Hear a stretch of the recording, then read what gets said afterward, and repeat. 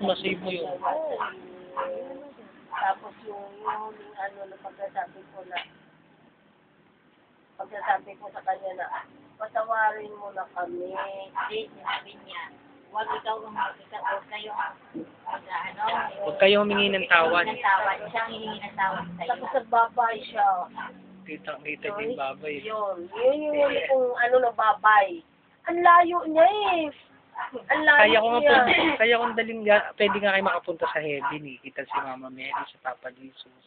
Yan yung isang bagay na sa amin nagagawa yan, pero hindi ko alam na nagagawa ko. So sa tulong siguro ng mga gabay namin. Kaya ngayon,